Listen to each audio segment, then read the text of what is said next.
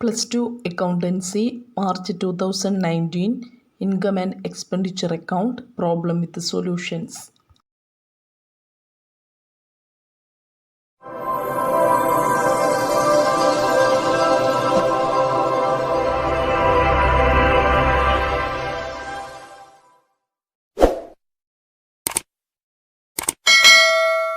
Income and Expenditure Account, Problem with Solutions.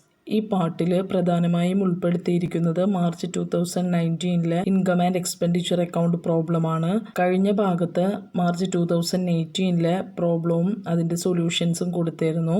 കാണാത്തവരുണ്ടെങ്കിൽ link ഡിസ്ക്രിപ്ഷനിൽ കൊടുക്കാം. പ്രോബ്ലം ചെയ്യുന്നതിന് മുമ്പായി ഇൻകം ആൻഡ് എക്സ്പെൻഡിച്ചർ അക്കൗണ്ടും എങ്ങനെയാണത് പ്രിപ്പയർ ചെയ്യുന്ന രീതികളും മുമ്പത്തെ പാർട്ടുകളിൽ ഉൾപ്പെടുത്തിയിട്ടുണ്ട്. ലിങ്ക് ഡിസ്ക്രിപ്ഷനിൽ കൊടുത്തിട്ടുണ്ട്. തിയറി പാർട്ട് മനസ്സിലാക്കിയതിനു ശേഷം പ്രോബ്ലം ചെയ്ത് പഠിക്കുക. പ്രോബ്ലത്തിലോട്ട് പോകാം. ഈ ക്വസ്റ്റ്യൻ ബ്രൈറ്റ് ചാരിറ്റബിൾ സൊസൈറ്റിയുടെ റിസിപ്റ്റ്സ് ആൻഡ് പേയ്മെൻറ്റ്സ് അക്കൗണ്ടും അതുമായി റിലേറ്റ് ചെയ്ത് കുറച്ച് അഡ്ജസ്റ്റ്മെൻറ്റ്സുമാണ് തന്നേക്കുന്നത്. പ്രിപ്പയർ ചെയ്യേണ്ടത് ഇൻകം ആൻഡ് എക്സ്പെൻഡിച്ചർ അക്കൗണ്ടും ബാലൻസ് ഷീറ്റുമാണ് പ്രിപ്പയർ ചെയ്യേണ്ടത്.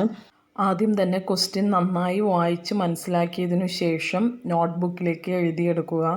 ആൻസർ ചെയ്യുന്നതിനോടൊപ്പം ചെയ്തു പോകുക. ക്വസ്റ്റ്യൻ ആൻസർ ചെയ്യുമ്പോൾ എക്സ്പ്ലെയിൻ ചെയ്ത് തരാം. ആൻസറിലോട്ട് പോകാം. ആദ്യം തന്നെ പ്രിപ്പയർ ചെയ്യേണ്ടത് ഇൻകം ആൻഡ് എക്സ്പെൻഡിച്ചർ അക്കൗണ്ട് ആണ്. അപ്പോൾ ഹെഡിങ് കൊടുക്കാം. Income and expenditure account for the year ended 31st December 2017. Format വരയ്ക്കുക. Expenditure amount, income amount. Question right സൈഡിൽ കൊടുക്കുന്നുണ്ട്. പേയ്മെൻറ്റ് സൈഡ് നോക്കിയിട്ട് എക്സ്പെൻഡിച്ചർ സൈഡ് ചെയ്യാം.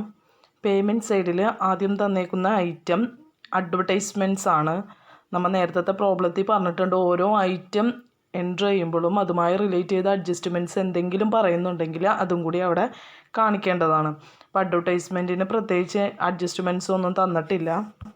അപ്പോൾ പേയ്മെൻറ്റ് സൈഡിൽ തന്നേക്കുന്ന അഡ്വർടൈസ്മെൻറ്റ്സ് 5700 എക്സ്പെൻഡിച്ചർ സൈഡിലേക്ക് എഴുതാം. നെക്സ്റ്റ് ചാരിറ്റി എക്സ്പെൻസസ് ആണ്. അതിനും അഡ്ജസ്റ്റ്മെൻറ്റ്സ് ഒന്നും തന്നെ പറയുന്നില്ല. അപ്പോൾ അതും എടുത്തെഴുതാം. നെക്സ്റ്റ് തന്നേക്കുന്ന ഐറ്റം ഇൻവെസ്റ്റ്മെൻറ്റ്സ് ആണ്. ഇൻവെസ്റ്റ്മെൻറ്റ്സ് 32,000 തന്നിട്ടുണ്ട്. 32,000 തന്നേക്കുന്നത് ഇൻവെസ്റ്റ്മെൻറ്റ്സ് നമുക്കറിയാം അതൊരു അസറ്റാണ്. അതുകൊണ്ട് അത് ബാലൻസ് ഷീറ്റിലേക്ക് പോകുന്ന ഐറ്റമാണ്. അതുകൊണ്ട് എക്സ്പെൻഡിച്ചർ സൈഡിലേക്ക് എൻട്രി ചെയ്യേണ്ട ഐറ്റമല്ല. നെക്സ്റ്റ് കമ്പ്യൂട്ടറും അസറ്റാണ്. ബാലൻസ് ഷീറ്റിലേക്ക് പോകുന്ന ഐറ്റമാണ്. നെക്സ്റ്റ് റെൻറ്റ് എക്സ്പെൻഡിച്ചർ സൈഡിൽ എഴുതുക. എത്ര എമൗണ്ട് തന്നേക്കുന്നത് 6,000 എൻട്രി ചെയ്യുക. അതിനുശേഷം അതുമായി റിലേറ്റ് ചെയ്ത അഡ്ജസ്റ്റ്മെൻറ്റ്സ് എന്തെങ്കിലും ഉണ്ടോ എന്ന് നോക്കാം. അഡ്ജസ്റ്റ്മെൻറ്റ്സിൽ പറയുന്നുണ്ട്, ലാസ്റ്റ് അഡ്ജസ്റ്റ്മെൻറ്റ് ഔട്ട്സ്റ്റാൻഡിങ് റെൻറ്റ് 1000 തന്നിട്ടുണ്ട്. അപ്പോൾ റെൻറ്റ് ഇന്നർ കോളം 6000 എഴുതി, ആഡ് ഔട്ട്സ്റ്റാൻഡിങ് 1000 കൂടി ആഡ് ചെയ്തിട്ട് ഔട്ടർ കോളം 7000 എൻട്രി ചെയ്യുക.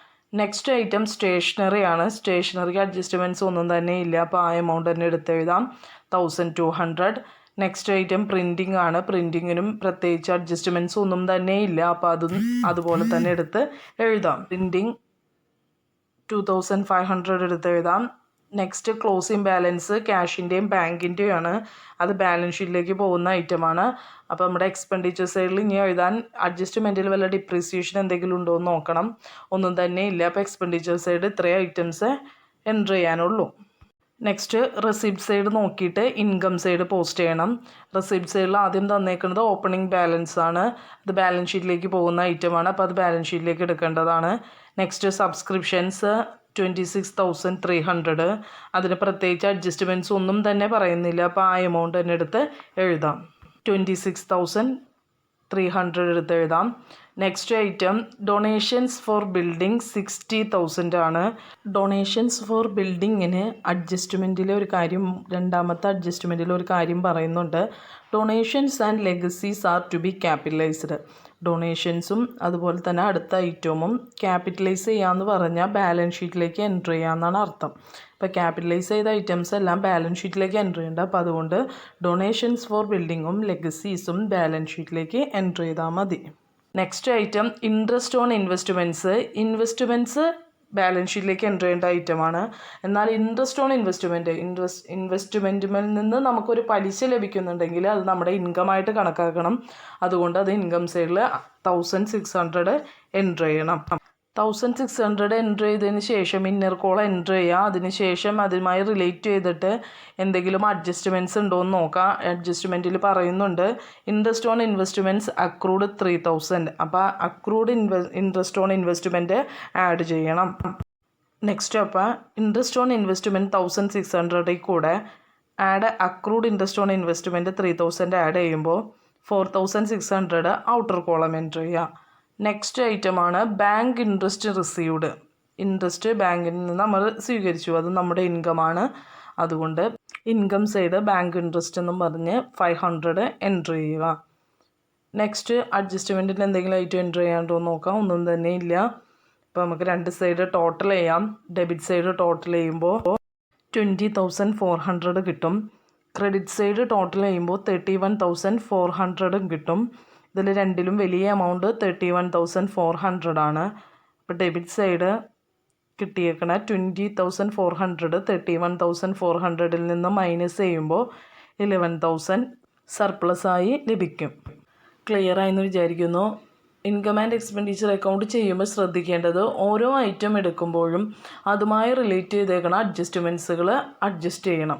ഇനി ചെയ്യേണ്ടത് ഓപ്പണിംഗ് ബാലൻസ് ഷീറ്റും ക്ലോസിംഗ് ബാലൻസ് ഷീറ്റുമാണ്. ഓപ്പണിംഗ് ബാലൻസ് ഷീറ്റ് ചെയ്യാൻ കാരണം ക്വസ്റ്റ്യനിൽ ക്യാപിറ്റൽ ഫണ്ട് തന്നിട്ടില്ല. നമുക്കറിയാം സർപ്ലസ് എന്ന് പറയുന്നത് ക്യാപിറ്റൽ ഫണ്ടിൻ്റെ കൂടെ ബാലൻസ് ഷീറ്റിൽ ആഡ് ചെയ്ത് കാണിക്കേണ്ടതാണ്. ഇവിടെ ക്യാപിറ്റൽ ഫണ്ട് എന്ന് പറഞ്ഞ ഐറ്റം തന്നിട്ടില്ല ക്വസ്റ്റ്യനിൽ. അതുകൊണ്ട് ഓപ്പണിംഗ് ബാലൻസ് ഷീറ്റും ക്ലോസിംഗ് ബാലൻസ് ഷീറ്റും എൻ്റർ ചെയ്യണം. ഓപ്പണിംഗ് ബാലൻസ് ഷീറ്റ് വരയ്ക്കാം. Balance sheet as on 1st January 2017. Liabilities amount, assets amount. Opening balance ഷീറ്റിൽ അഡ്ജസ്റ്റ്മെൻറ്റ്സുകൾ ഒന്നും തന്നെ എൻ്റർ ചെയ്യേണ്ട. ആ ഡേറ്റുമായി റിലേറ്റ് ചെയ്ത് 1/1/2017 ആ ഡേറ്റുമായി റിലേറ്റ് ചെയ്തേക്കണ അസറ്റ്സിനെയും ലയബിലിറ്റീസിനെയും രണ്ടായി തരംതിരിച്ച് എഴുതിയാൽ മതി. അപ്പോൾ ആദ്യം തന്നെ ക്വസ്റ്റ്യനിൽ റെസിപ്റ്റ്സ് ആൻഡ് പേയ്മെൻറ്റ് അക്കൗണ്ടിൽ ഓപ്പണിംഗ് ബാലൻസ് ക്യാഷ് ആയിട്ട് അസറ്റ് സൈഡിൽ എൻ്റർ ചെയ്യണം. ക്യാഷും ഓപ്പണിംഗ് ബാലൻസ് ക്യാഷിൻ്റെയും ബാങ്കിൻ്റെയും തന്നിട്ടുണ്ട്. അപ്പോൾ രണ്ടും ഓപ്പണിംഗ് ബാലൻസ് ആയിട്ട് അസറ്റ് സൈഡിൽ എഴുതുക. Cash 15,000, bank 12,500. നെക്സ്റ്റ് എഴുതേണ്ടത് അഡ്ജസ്റ്റ്മെൻറ്റ്സിൽ 1/1/2017 തന്നേക്കണ അസറ്റ്സുകൾ. ഫസ്റ്റ് അഡ്ജസ്റ്റ്മെൻറ്റ്സിൽ പറഞ്ഞിട്ടുണ്ട് ബിൽഡിങ് 50,000 അസറ്റ് സൈഡിൽ എഴുതാം. ഫർണിച്ചർ 20,000 അസറ്റ് സൈഡിൽ എഴുതാം. ക്രെഡിറ്റേഴ്സ് 10,000 ലയബിലിറ്റി സൈഡിൽ എഴുതാം.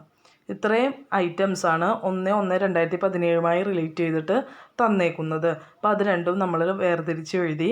അതിനുശേഷം രണ്ട് സൈഡ് ടോട്ടൽ ചെയ്യുക.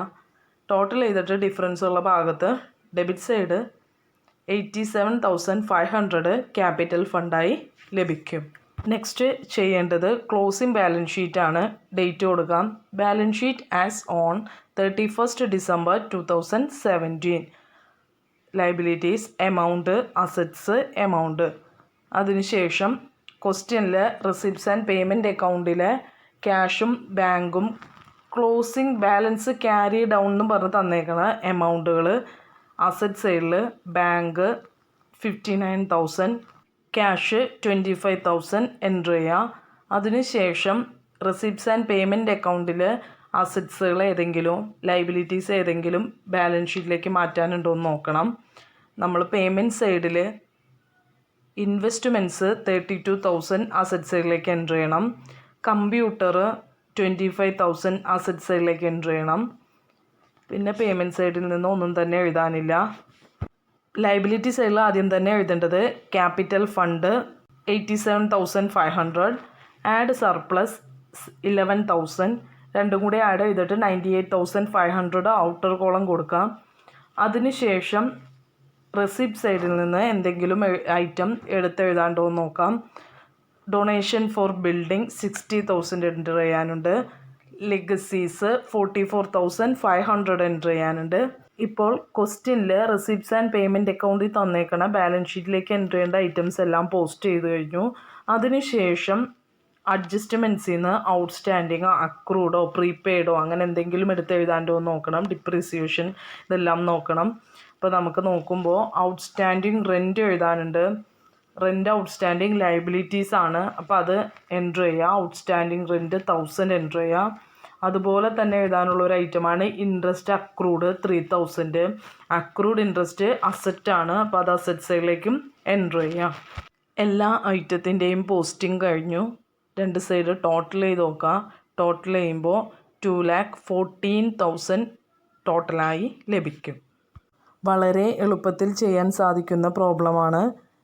ഇൻകം ആൻഡ് എക്സ്പെൻഡിച്ചർ അക്കൗണ്ടും ബാലൻസ് ഷീറ്റും ഓരോ ഐറ്റംസിൻ്റെയും പ്രത്യേകതകൾ മനസ്സിലാക്കിയതിന് ശേഷം അഡ്ജസ്റ്റ്മെൻറ്റ്സും കൂടി കമ്പയർ ചെയ്തിട്ട് ചെയ്യാവുന്ന ഒരു പ്രോബ്ലമാണ് ഇൻകം ആൻഡ് എക്സ്പെൻഡിച്ചർ അക്കൗണ്ടും ബാലൻസ് ഷീറ്റും. മുമ്പത്തെ പാർട്ടുകളിൽ ഇതുമായി റിലേറ്റ് ചെയ്തിട്ടുള്ള എല്ലാ തിയറി പാർട്ടുകളും കൊടുത്തിട്ടുണ്ട്. ലിങ്ക് ഡിസ്ക്രിപ്ഷനിൽ കൊടുക്കുന്നുണ്ട്. എല്ലാം നന്നായി വായിച്ച് മനസ്സിലാക്കിയതിനു ശേഷം പ്രോബ്ലങ്ങൾ ചെയ്തു നോക്കുക. ചാനൽ ഇതുവരെയായും സബ്സ്ക്രൈബ് ചെയ്തിട്ടില്ലാത്തവർ സബ്സ്ക്രൈബ് ചെയ്യുക. തുടർന്നുള്ള നോട്ടിഫിക്കേഷൻസിനായി ബെല്ലൈക്കൺ പ്രസ് ചെയ്ത് ഓൾ എനേബിൾ ചെയ്യുക. Thank you for watching.